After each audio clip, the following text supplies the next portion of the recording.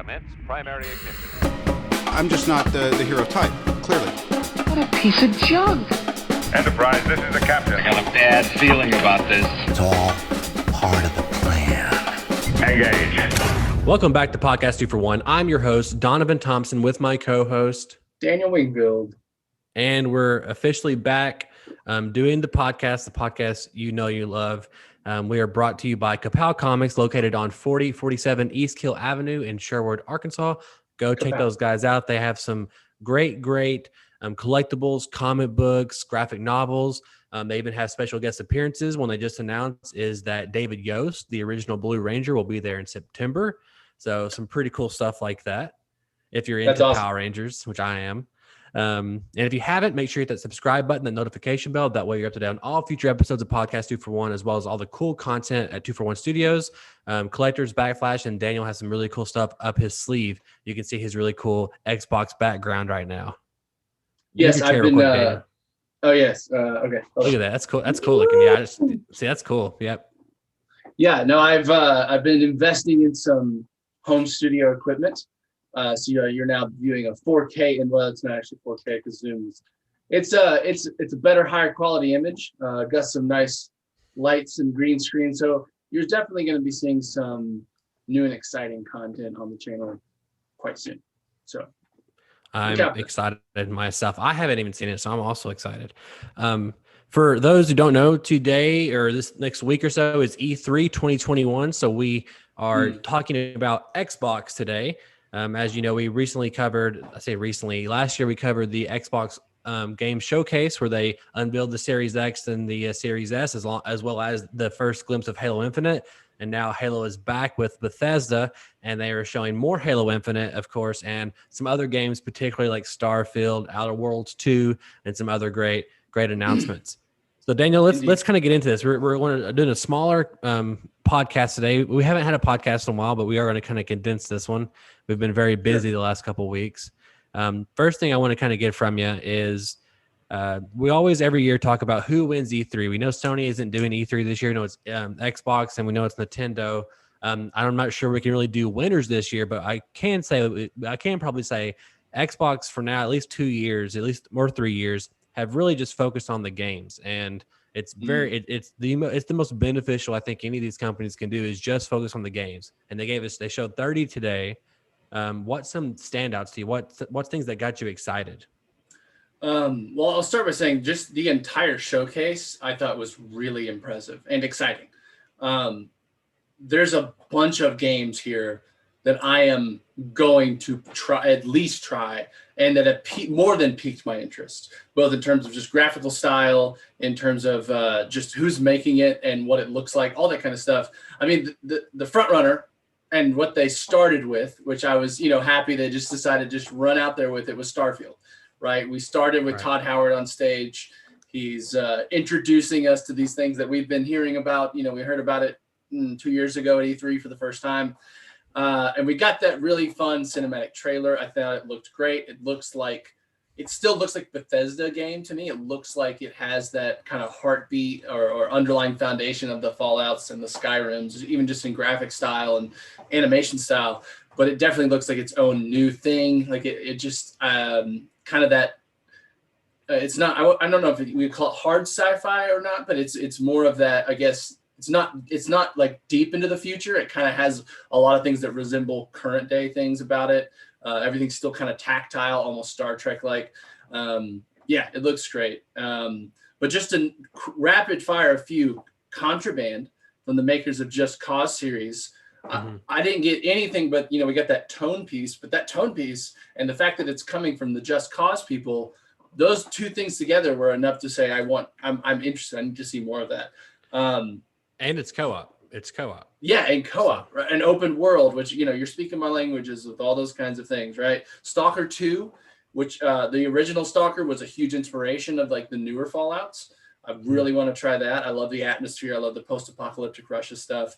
There was even, I think we called Replace, that really cool side-scrolling 2D game that just looked really impressive. So, and there's more. Like I could keep going. And the best thing about all of this, though, to me was, for one, we kept seeing after everyone day one Game Pass. And we got a lot of 2022 dates. A lot of those games are slated for next year. And even Phil Spencer said it, every month they're adding a substantial game to Game Pass for the foreseeable future. That to me was, this felt like this is the best, I think, conference Xbox has had in probably over a decade, probably since 360 era. Really? That's my opinion. Yeah. I know we can get to the big stuff later, but I think in terms of quality of the showing, the games just looked cool. Like, I got a little bored during Forza Horizon 5, I'll be honest. And that was the one part where I was like, well, this is a little long. But every other game it looked like, oh my God, I want to try that. Oh my God, I want to see more. Like, I feel like in the past we've seen things and been like, oh, that's cool, but that's for like that audience. You know what I'm saying? Or like Grounded, or like these other games they've showed where like, you're like, that's cool, but these other games I think are, I don't know. Yeah, I thought the breadth and the depth was the best it's been. Long. Yeah, I'm not sure. I think it's their best presentation. I think, honestly, I'll just be honest out of the gate. There's nothing that just completely wowed me or blew me away. I will say I'm not a Fallout guy or a Skyrim guy. Those games, just thinking about playing them makes my ass hurt. But if there is one that would do it, would be Starfield. And I think it was a little disappointing to me. There is already a Mass Effect out there, but I was kind of looking more for the alien, very futuristic, and maybe that is in the game, but they just haven't showed it. I feel like they would have shown that. But you're right, it feels kind of like almost like First Contact, like it feels like Interstellar, or maybe even less than Interstellar. But even maybe less so than that, it just kind of feels like, right now, if we went off into the moon right now kind of situation, not even that far ahead in the future. And it's cool. I think I do want to check it out, especially if it's going to be on Game Pass. And that's one thing that you can guarantee now, and it has happened now for the last couple of years, is that they are going to, in front of every game reveal, and at the end of one, it's going to be Xbox console exclusive, and then day one on Game Pass. And it's one of those things, like, part of it is me as someone who we cover this stuff and we're very tuned in. Part of me is like, man, we're seeing this graphic a lot, but then also I'm like, well, you know what? Every time they say it, I am impressed. Like, I'm like, you know what? You're right. It's a big dick kind of swing move, and they deserve to swing it as many times as they want to. And it's a very good thing to have. And there's a lot of games on there that I probably would never play, but like, I'm like, you know what? I'll download. What was the side scrolling one that you mentioned? It was really cool. Replaced. Replaced. I'm like, oh, I just spilled water everywhere on me. Yes. Dang. Yeah, water everywhere. Can we snap real quick to another time period? Yeah. And we're back. I'm sorry, I had to clean up this mess that I made. I didn't want to. I didn't want some of our stuff to get fried, so we had to take a small break for a second. Anyway, sure. It's Game Pass is very, very valuable commodity, and it's something that they should continue to showcase, especially with the news that they're going to like I'm paraphrasing, like a Fire Stick kind of thing, where they're going to have it inside the Samsung TVs. As examples, it's like an app, which is something we theorized or talked about last year. That would be the ultimate route to go with. Yeah. It seems like they're really doing that, but I will go back to the games. I was a little underwhelmed. I think Halo, I wanted to see more from the campaign. It was cool kind of getting to that one. I think we'll talk about Halo specifically here in a little bit. I liked Replaced. I thought the Contraband thing was cool. I think, and it's kind of, we talked about this a little bit last year. I'm kind of tired of these post-apocalyptic survival kind of like, get your friends together. I mean, granted, it's a game. I get it. Get your friends. It's fun. But I kind of also, I don't know. I feel like all these games are being made because of the trend. And now we're just kind of almost like when a movie gets made and everybody makes that same movie and they all come out at once kind of thing. It kind of feels like that. You have, a lot of different games like that. And sure. I personally, I don't know. I still miss my single player action games. And I think Sony is kind of where that lies right now. And like we just had Ratchet and Clank come out recently, and I'm not a big Ratchet and Clank guy, but that looks fantastic. And it's like, man, I want to play that. Like visually, it looks incredible. And Those are great platformers. I wish Xbox would have that kind of flavor too. But it does feel like Xbox is kind of leaning into its own little demographic, like its own little style. Well, that's what I was going to say, is that I feel like Xbox is actually doing, rather than trying to compete with Sony where Sony is best and has been doing the same good, like top tier A+, games for decades now, they're saying, okay, that's fine. You guys have that. We know that there's a giant audience for some of this stuff over here that you guys aren't really doing first party. So we're going to take the lead on, they're becoming the RPG box. The joke used to be that it was the FPS box, right? Like the Xbox was where the dude bro gamers went to play Call of Duty. You know what I mean? Right. Like that used to be the demographic, and now it's really, while that's still there, it's really shifted to being, yes, we still got our FPSs in Halo, the staple, and we'll get to our hopes for that soon. But yeah, so many RPGs, and I get where you're coming from, and I know you represent a significant portion of the gaming audience. I am on the other end, though. I am the one saying, give me every single one of those post-apocalyptic open world survival games. Everyone. Yeah. All of them. Now. And, you're right that the Game Pass, on Game Pass day one, that's so impressive. And I've loved Game Pass, and I've been able to recognize the value up to this point. But when I look at this showcase and I see the games that they're coming out, and I see that it's like 2022 for a bunch of those games, to me, the value of Game Pass will be fully realized for me when those games start coming out, because those are games I would have bought 100%. Right. And the fact that I don't have to, and I'm already in that ecosystem and all of that kind of thing, that to me is such a huge value that now it's like, oh my God, I can't not have Game Pass once these games start coming out. Like right now, I don't know if there's a game that I'm playing on Game Pass that I'd be like, oh my God, I need this. As far as, I can't cancel my subscription. But once Starfield and Halo and then, all of the other games they announced start coming out, it's like, this is a necessity now for my gaming routine, everything, whatever, my experience. No, I think, everything you're saying is 100% valid and it makes total sense. I think part of it too is I know they have the Banjo property and everybody and their dog wants that. And I just assume at this point, it's a matter of time. I just think that to really get, to be out of your first year, like your first E3 after your console launched, I think that'd be the prime time to say, hey, Banjo 3 is coming. It could be 3 years from now, 4 years from now, but it's coming. And I think to me, to hit that old school nostalgic demographic would have been great. I'm surprised we didn't get anything from Gears, which is their other flagship franchise.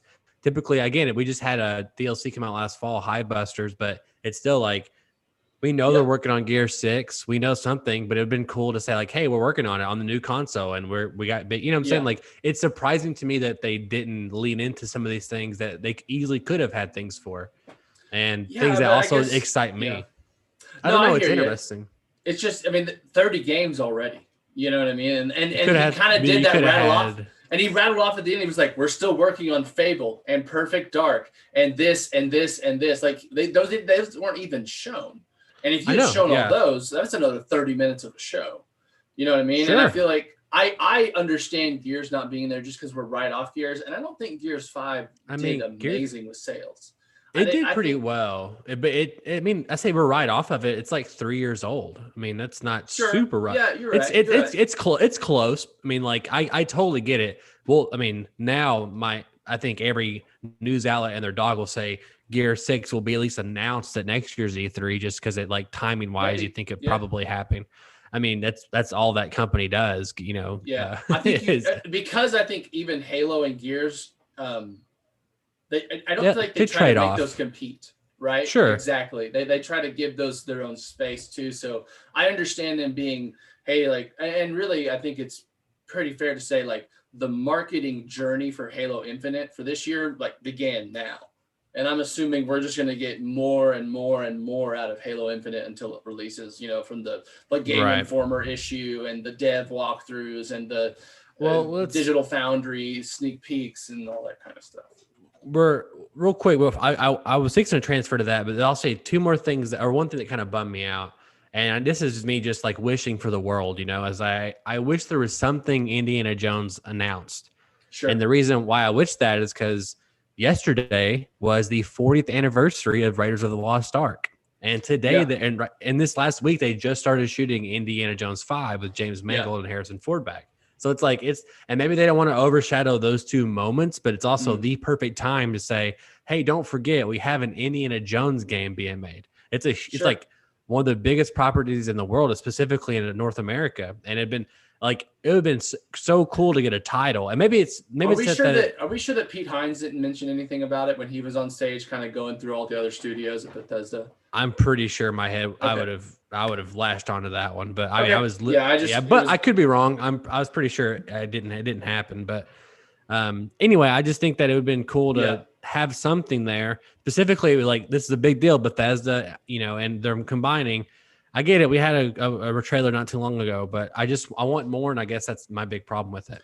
Well, I think can I just one last thing I'll tag onto that is that I think to me that what you're saying right there actually speaks to the strength of Xbox's offering that they had.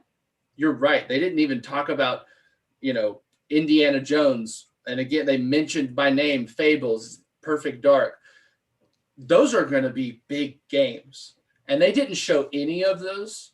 And I think it was still a really strong conference, right? I think, and you can say like, oh yeah, they didn't show all these things. But we know we're going to see them. We know they've confirmed they're working on it. It's not like we're not going to get those games. We're going to get them.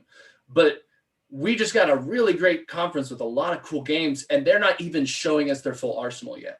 Right. Like even in the past, I feel like Xbox has been particularly like, oh, that was a pretty good conference, but that's literally everything they have, right? They don't have anything else in the stable, and we know they do now.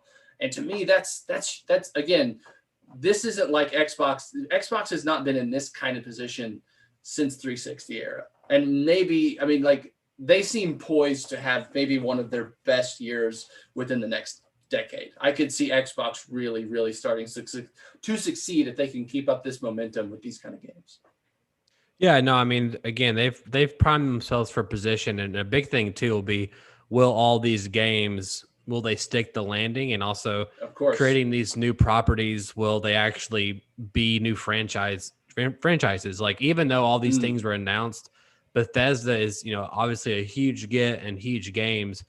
I still feel like even though Xbox is announcing all these games and they're trying for new franchises, we still don't know what will be the next big thing for them. That is the next Gears, that is the next Halo, and that kind of stuff. It feels like they, instead of doing that, they just bought the competition almost, and it's fair. I'm just saying, like, I'm excited, I guess, as a gamer to see what is the thing that when we talk about Xbox, it's synonymous with this new property.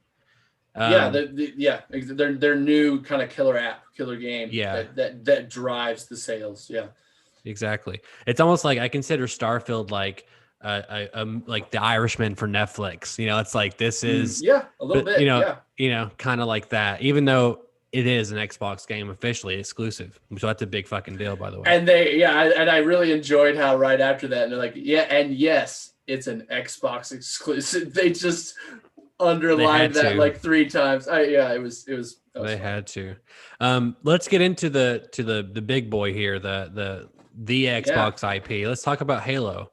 It was kind of a shorter little, like, compared to Forza, compared to even Skyrim, where we did have 2 people talking about Halo Infinite, the director and also one of the hired developers, or whoever. She was one of the leaders of 343. Yeah. And so we got a little sneak peek of the campaign again. So a cool little cinematic with Master Chief. And we also got some cool confirmation that it looks like he's getting a new Cortana, something that's same voice, same look, which is it the same voice? I'm pretty sure it's just her. He even says, "Are you Cortana?" Like I'm pretty sure it's her. Oh, okay.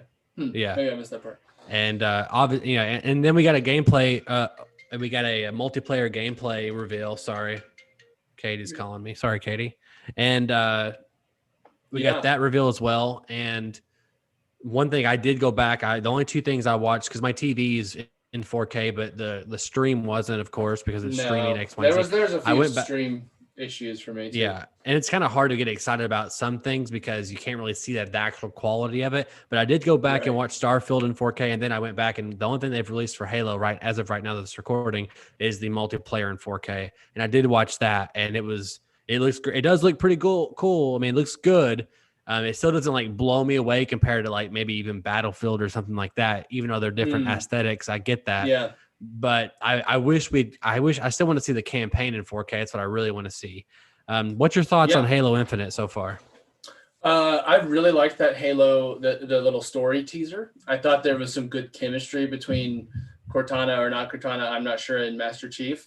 I thought the dialogue was well done. I feel like that to me felt like a classic Halo scene more than like the scenes of, maybe Halo 4 and 5, where they're a bit more convoluted in some ways. And so it kind of, to me, that really, it pulled on those original Halo heartstrings that, made me love the series. And I'll say too, that the multiplayer looks like a lot of fun. Like watching those, to me, it was like reminding me of the moments that I had growing up playing Halo multiplayer online, just jumping in those giant, vehicles and just like ramming people or going over and, firing in these big bombastic battles and, just the craziest shit happening, jumping on like a giant boost platform with a rocket launcher and shooting it across the map to kill. Like it just had that kind of just chaotic fun, just chaos, I guess is the best word for that. And the trailer that we got really reminded me of that. And so that makes me excited. I hope that it does kind of scratch those itches. Yeah. And I'll agree. I mean, I think you mentioned Battlefield, that trailer looks fantastic. And I've never really played a Battlefield game online ever. And so that made me want to play that game because that, had a very impressive multiplayer trailer with those visuals and just the ridiculousness of the things happening. But I feel like there's room for both of those. Like, to me, it does. They don't compete directly in my head. Yeah, I know. I guess I should say is that this doesn't feel. It feels like kind of almost like more of the same, and sometimes that's what you want is more of the same but a little bit better. I think it's a return to form, right? Well, I think you're right. I think the big thing is it's hard to talk about these kind of things when you don't see the frame rate and you don't have the controller in your hand. Oh, I think right. I think that will be the ultimate decider, and I have no doubt in my head that will probably be the best gameplay wise Halo that's ever been. That's typically the nature of games. Like at least gameplay typically gets better as we go forward in gaming. Mm-hmm. At least it should. If there's one thing that should, it's that. Sure. But no, I think the campaign, like it does feel very back to basics. Even that trailer alone feels very. He's Master Chief. He's alone. He's got someone talking in his head, and right. I mean that seems very exciting to me. I kind of wish that again. Is like this was a small piece here. I almost wish that we had something like epic and like fuck yeah, he's gonna take on X, Y, and Z. Like this is the he's fighting these brutes or who that bad guy is or something epic. They're still very much in the dark here, and one thing I thought was interesting, and it's probably maybe why they didn't show us more was that they said holiday 2021, and they just come out a minute ago and said late 2021. So it seems like. Yeah. They're giving themselves room, like even potentially to possibly delay it. Do you feel that way at all? No, I feel like they're giving themselves room to say, hey, if it's done by mid-November, that's technically holiday and late 2021. If they release it during Thanksgiving, or if they hold it all the way and they release it at Christmas time. I mean, that kind of gives them like a month of wiggle room just to assess the state of the game at that point and, make an adjustment. Now, is there a chance it still gets delayed until like spring? Of course there is. I hope, that would suck. It would make 2022 even more of a banger year, but it would still suck, And so I think to me, that's just, they're being smart, I guess, about it. If they, that definitely means they're still working on quite a lot. Even to your point, the fact that we didn't see more of Halo is a testament to how much work they still have in front of them. Mm-hmm. But yeah, to your point, Starfield announced their exact date in the trailer. A year from now. Over a year. Almost a year and a half. Almost a year. Yeah, exactly. That's my point. And so, like, they seem to be pretty confident in where they are and where they need to be and when they'll be there in the future. So, yeah, I mean, we'll see. I mean, I hope to God it isn't. Can you give me like a percentage of like what you like is versus isn't? I want to get that from you. I think there is at least a 40% chance it gets delayed. Jesus, that's a lot. That's a big gamble. Yeah. I mean, I just think you just don't. It's just, especially considering all the rumors we were hearing last year about just kind of. I mean, they changed directors. You know what I mean? Yeah. The Staten guy I think that was his last name. He's new as of last year. He's old school Halo, but he's new to the project, right? I do think though. There is a chance to me though, because I feel like we've also heard that the multiplayer is the closest to being done of anything. I still think there's a possibility it could come out and they delayed the campaign one more time for like a couple months or something if they felt they had to. And I think that would be it would placate a lot of people. It would not, there would still be people mad and it would still look bad, but it would not look nearly as bad. And it wouldn't have nearly as many people mad. Do you think I was going in probably like 90-10, like it wasn't going to get delayed. And now the conference hit and now I'm kind of like 80-20 maybe. Did the conference really affect you in a big way? I mean, only to the degree that we didn't see we saw as little as we did. Like, you know what I mean? Like, and it didn't open or end the conference. More last year. Is that weird to you? That it didn't open or end the conference? I could see why it didn't open because of Starfield, but was it weird that we didn't end with it? No, because I think they wanted to end with that surprise reveal of Deadfall. What did you think about that zombie game? I thought it looks fun. I mean, I'm Vampire definitely going game? to check it out. Vampire game? I don't know what you're not. It's not a zombie game. It's a vampire game. Yeah, there was they had like things. You said zombie game. You said zombie game. I thought I said vampire. You said I said zombie. Check the tape. Yeah, I will. And then I'll change it. I'll dub over it, and I'll prove you wrong. Please do. Yeah. And then whenever we're uploading it, I'll do the captions and I'll put zombie. So I'll just refuck you over again. Yeah, for anyone that's deaf watching this, yeah, and is reading exactly. Subtitles, you'll get them. You'll get me there. No, yeah, it looks stylized. It looks fun. It looks like the combat might be fun. I mean. Does it? Because we don't. I mean, that's the thing. Like, if we're looking at it cinematic, you know. Yeah, I know. Yeah, you're right. Aesthetically, the world looks interesting. Right. What they tried to present as like the combat, like if it is that kind of chaotic co-op-y, you can kind of combo shit.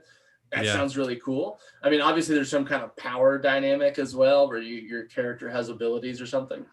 They didn't say this, and maybe they have since sometimes developers will come out and talk more about their game and after the press. But I feel like, and this would be a smart thing for the game or a cool thing, they have a day-night cycle. So like you have a cooldown period before zombies kind of come out. That feels like there did seem to be a day-night, and I wonder, do you create your own character, or are those all pre-built like characters that are in the world? I mean, because we don't even know, like, are those all voiced by people like that, or is this just like like an in-world vertical, slice of this is like the immersion or something? Yeah, it was interesting. That's for sure. Again, it's like it's from a studio we know does good work, right, and makes good games, and it's something different. It totally is another jewel in the crown of the Xbox offering, because it does feel distinctly unique to me from anything else. It feels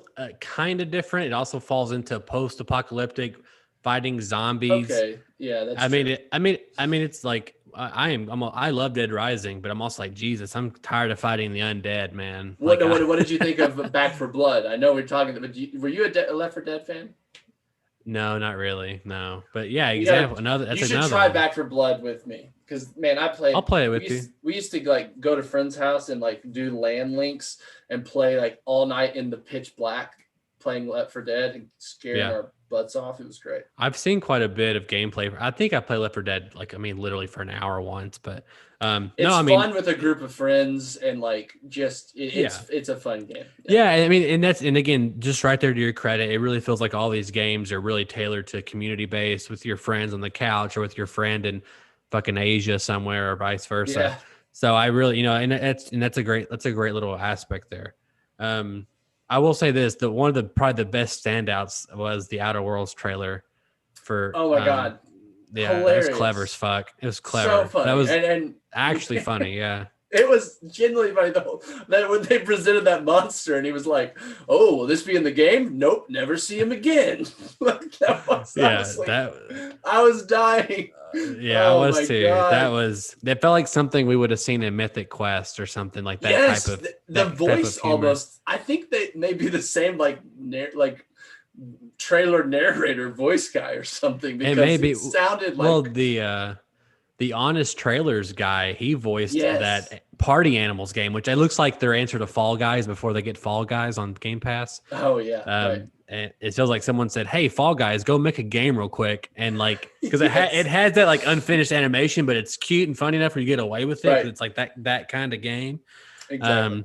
Anyway, I think overall, finished thoughts here. We're gonna wrap it up. Overall, I obviously enjoy all the games. I'm probably, just because of the properties, I'm more excited for whatever Sony delves up in the next couple months, just because of God of War, a potential something else. But I will be excited for Halo if we get more Halo, which we will in the coming months. We'll probably get a Halo conference. We'll probably get like a gameplay multiplayer demo and all the cool trailers. I mean, they're going to have a huge fucking marketing thing for this. Oh yeah, and I'm excited to ride that wave.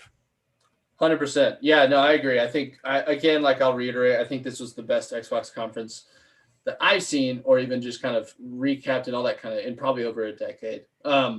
Since like the Halo 2 days, probably Halo 3 day, probably like even like maybe the Halo 3 E3. I don't know, but and I will say this to add on to that. I think I don't see another press conference being better than this one during E3. Now, Sony does their own thing afterwards. Maybe they, have something amazing. But honestly, Sony doesn't have a ton coming out this year either. Maybe Horizon Zero Dawn, right? That's a big maybe though right now. And so we know God of War's been pushed. And so Sony may not have another big press conferences. They may do like one of their indie ones where they show all these like third-party exclusives or like whatever that Final Fantasy Souls-like is going to be. But yeah, I don't think there's going to be a better E3 conference than Xbox just put on. I would be surprised. And hey, surprise me. More cool games. Great. But Nintendo comes out with a Breath of the Wild 2, Odyssey 2, Mario Kart 9. It'd be wild. Yeah, I mean, if Nintendo is really the only one that probably has a chance, and they would have to kind of be like Breath of the Wild 2, just that being there, especially if it was coming out this year. That alone would put it pretty close, probably. It would. At least in terms of gamer hype. Yeah, I mean, they already announced Mario Rapid, or what is it called, Spark of Hope with Mario and Rabbids, which I was never a big thing of Rapid Rapids to begin with. I know some people really enjoy that first game, but they did that kind of pre E3, and I kind of wonder. Well, no, that was Ubisoft's conference. Ubisoft right. Forward. Yeah. Well, I meant pre Nintendo Direct E3. That's what I meant. So yeah. Right. Yeah, and so I think that. We know Breath of the Wild 2 will probably be talked about or showcased. Obviously, we've already had a trailer for that. We hope. I just have since Nintendo was so fucking bare bones last year, like they were just dead silent. I wonder if with the Switch Pro being announced, they'll have like, hey, here's Odyssey 2 coming out next year, 4K or almost 4K. I mean, almost 2K. Yeah, no, you're right. I mean, the thing is, yeah, exactly. It's better than HD. Right? Yeah, exactly. Yeah. But. You're right. They didn't have. I mean, they had Animal Crossing last year. Animal Crossing. Yeah, and I think they purposely didn't show anything. I think they had things to show or talk about, but they saw the pandemic. They saw the pandemic. They saw how well they were selling. They're like, we can get away with it and stack it later. They didn't have a lot of games, and they had I think the best year they've had since launch in sales. Crazy. Yeah, crazy. Just because people wanted to. My Katie she put over 70 hours in Animal Crossing. I know a friend of mine. over 100. Yeah, I know Buddy put over 200. You know what I'm saying? That's great. No, That's those are baby numbers compared to these like Animal Crossing know. fans. It's, you know it's what I mean? wild. Baby Well, numbers. Daniel, how can our listeners write into us? You can write into us at bit.ly/241mail. Let us know. In fact, I know there's literally games I'm watching in my head right now from the press conference that I forgot. There's this one about this, like, it looked kind of 2D2 with this guy and the beard, and things were looking kind of supernatural at times and like alien pink laser beam things, and he was with his family.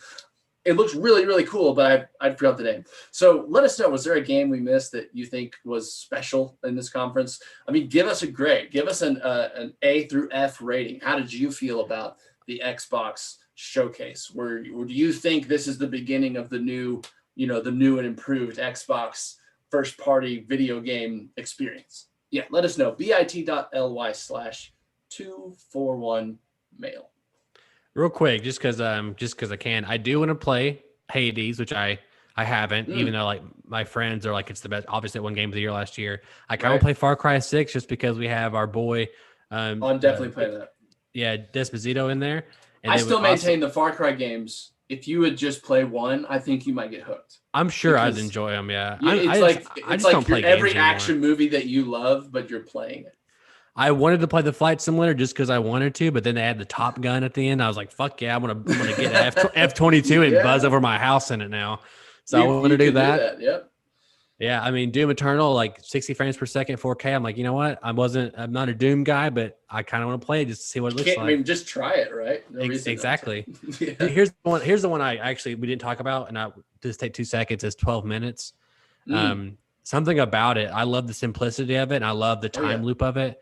And to me, I'm like a 12-minute game, and like I can kind of like, to me that sounds very digestible. Oh yeah, yeah, exactly. And something about that, and I love Willem Dafoe.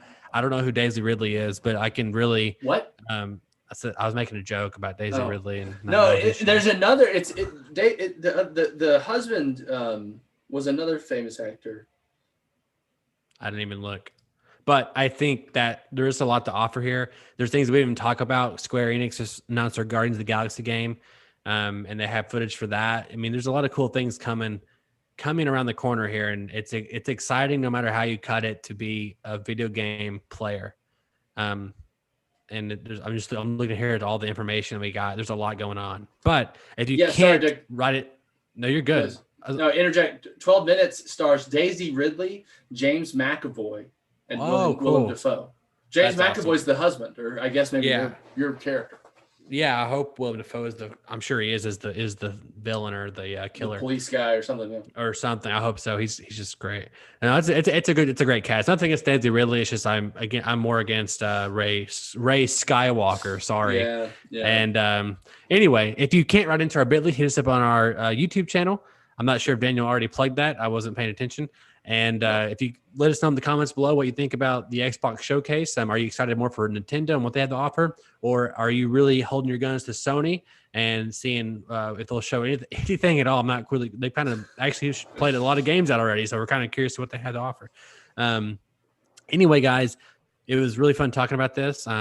Maybe we'll kind of recap in next week, or we have some other things happening with Loki and as well as potential guests coming on pretty soon. Yeah, Nintendo's conference is on Tuesday, 15th. Yeah, Tuesday. We could always, I don't know. Maybe we could do a Nintendo React. I don't know. We'll see. It depends on how big honestly, exactly. It depends on how good it is. That's true. Yeah. They typically we have this big game. We'll have the whole conference look like this one game, and that's literally the whole conference is one game. So. Right. Yeah. Let's tell you, it's gonna be like about Mario Golf or something. And some strange reason they get away with it. Anyway, they get my money anyway. I know. My name is Donovan Thompson. I am Daniel Wingfield. And we have spoken.